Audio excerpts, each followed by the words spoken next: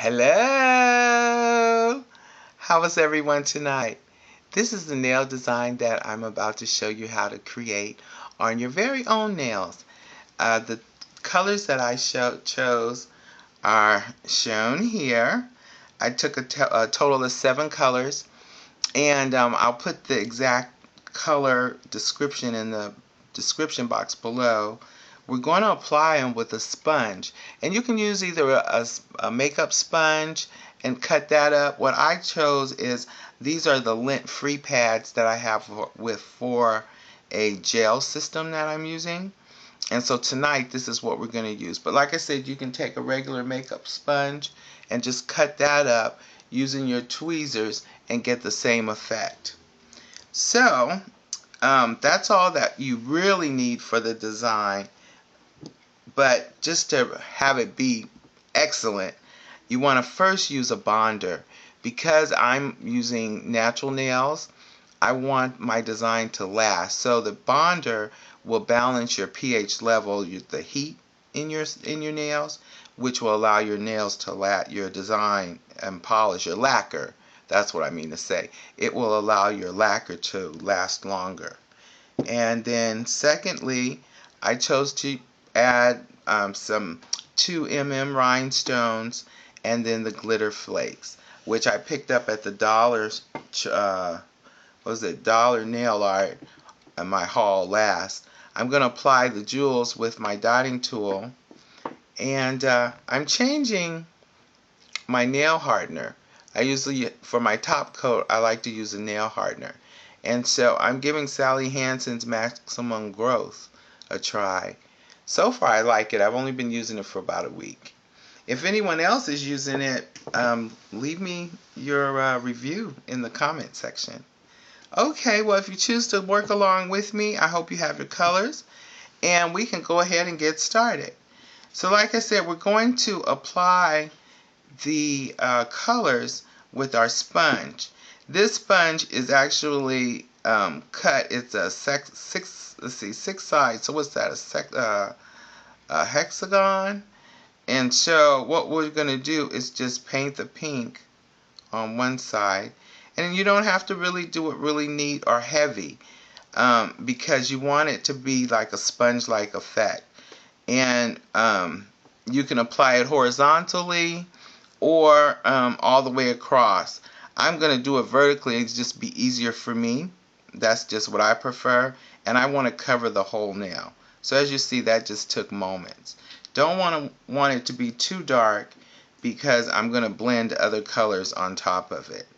So as long as you can see the texture of it. Let me get in frame. And that's about good. But you can see it's nowhere near the actual color of the polish. Then next, I'm going to try the purple. And this is Kim C270. And do the same thing. A little bit on the sponge. Can you even see it? Gosh, this is light. Well, you know, guys, it's really a light lilac, a pastel lavender. It's beautiful. I'm going to have to get a better camera so you can focus in on the colors. Now for this, since we already have our base on, I just want spots. So I'm just going certain places, not everywhere. Because what we're going to do is try and get more of a tie-dyed effect. So as you can see, I just did it on just a few little spots. Now we're just going to go on. I think another design that would be probably really fun is to use rainbow colors. I didn't think of that until I already selected these and got started, but I think I'll try it again using the colors of the rainbow. So now I have my blue. I'm going to spot it again in different spots.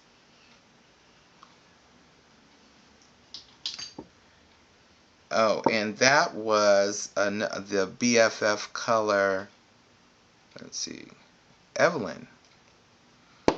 And by the way, I like the BFF colors. You have to definitely use 2 coats because they're really thin, but once you have the 2 coats on, they're nice. And now we're going to use Tonic which is a real deep blue. It almost looks black. And once again, we're going to apply that the same way.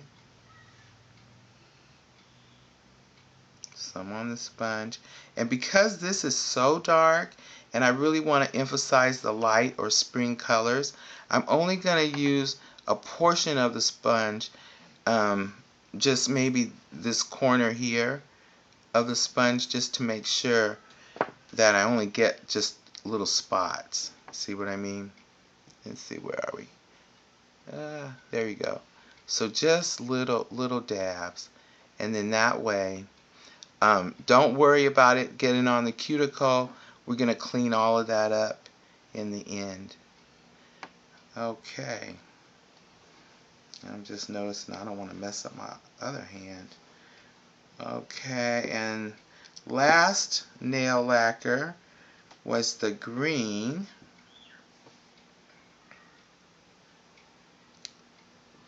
So we're going to just put that on there. This is a really nice neon green. This one is made by China Glaze, which is my favorite. Most of my polishes are China Glaze. And this is Kiwi Cool Agua. Kiwi Cool ADA. So I guess that's what, Ada? Anyways, that's what this one is. And so now we're going to, once again, just like the other one, just certain portions.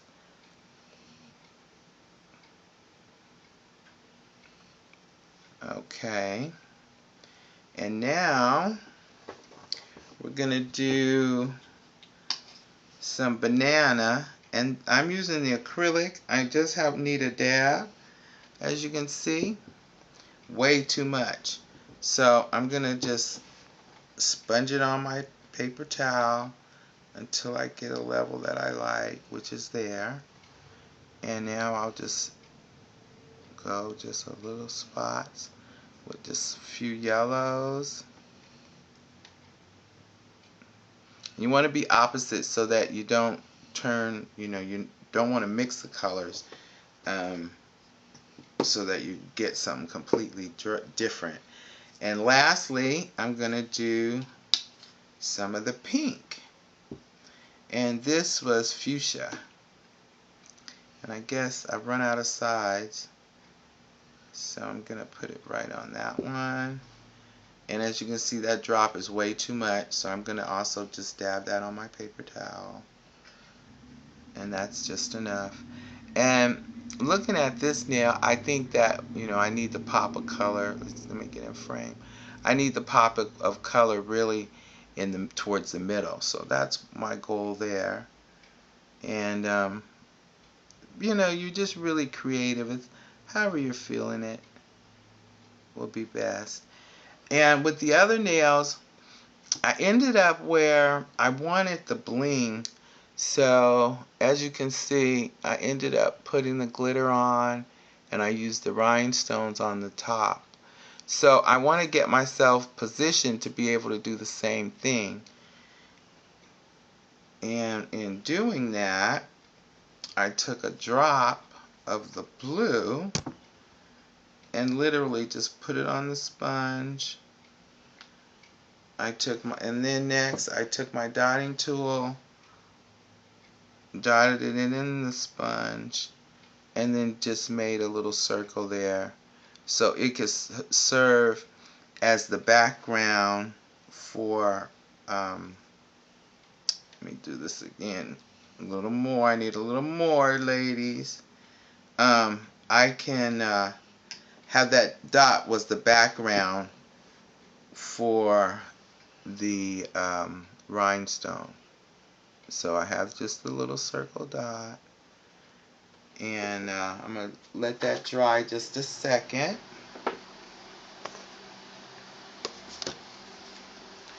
And that's really pretty much it. We're going to put our top coat on. I want you to see how it looks without any rhinestones, because you really don't need it bling. That's just a preference of mine. I like shine, so that if I'm wearing a casual no bling design during the day and I choose to take it into dinner, it's appropriate. I still have my little bling.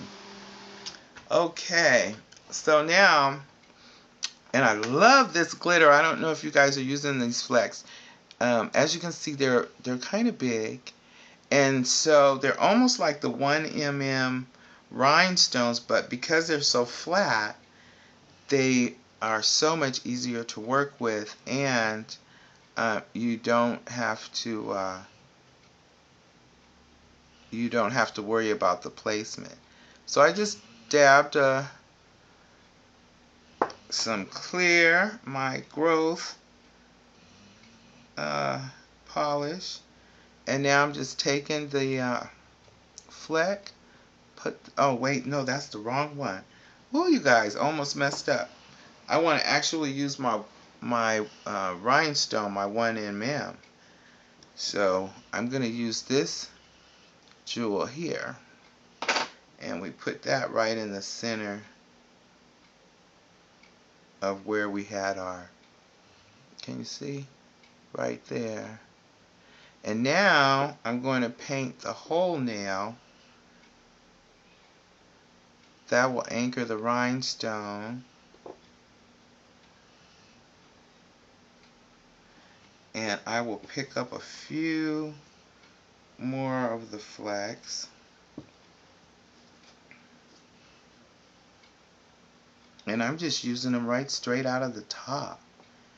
And you know, you can kind of have them go anyway, but I since on the other nails I'm having them kind of follow in a little diagonal, and then I have a few on the other side, just because I like the shine. And so there you have it. Now we're going to clean that up, because just as I said, how I have it all over on the cuticles. So what I'll do is just take a Q-tip, or you can use your nail brush and just wipe it away. And before you know, you're clean. You can just go ahead and then apply your cuticle oil.